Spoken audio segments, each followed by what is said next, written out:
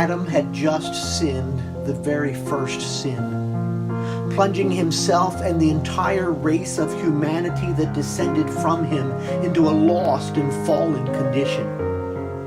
And when he heard the voice of God who had created him calling unto him, he became afraid, fearful of the God with whom he had always openly communed, now terrified at the prospect of his judgment. In an instant, as the result of one simple act, one sinful act, Adam came to know something that he had never known before: fear. He had sinned against the sovereign Lord God, and now, in the cool of the day, God searched him out. Humanity had fallen in sin, fallen from grace, fallen from God, and God was on his way. God came searching for man with one question: where art thou? God was not questioning Adam in regard to his location. Surely God knew where Adam was. It was a question not of location nor of position, but of condition, of standing. As it was asked of Adam, so it is asked of us. What is your standing with God? What is your spiritual condition in the eyes of the Lord?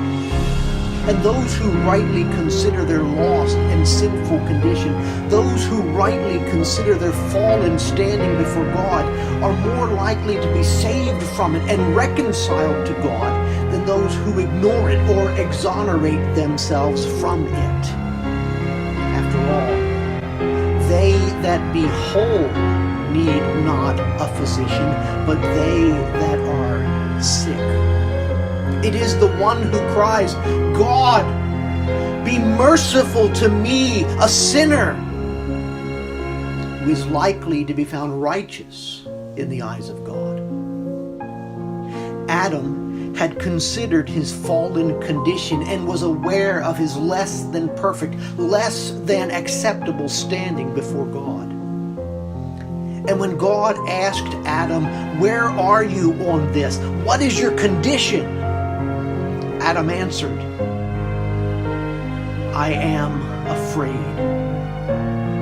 The first notable effect of sin is fear. Adam became fearful of the God who had made him and with whom he had openly communed. He became fearful of his wife, and she of him.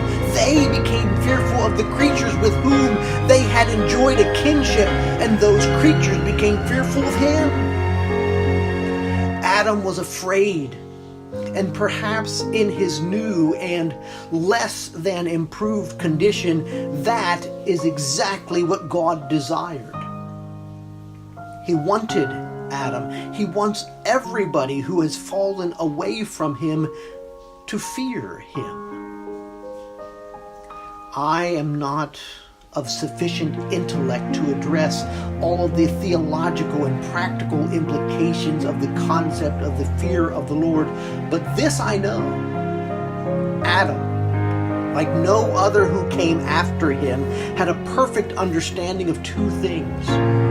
He had complete awareness of two things: who God was and who he himself was.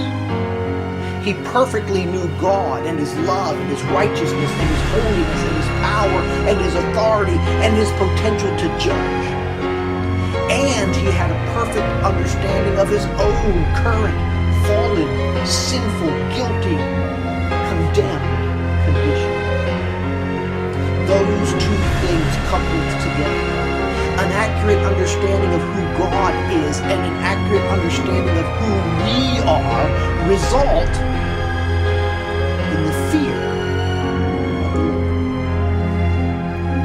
If it is that our world, our society, or even the church lacks a proper fear of the Lord, that is likely because we lack an understanding, an accurate understanding of who God is and who we are. We underestimate God, we underestimate His judgment, and we overestimate ourselves, and so we lack a proper fear of the Lord.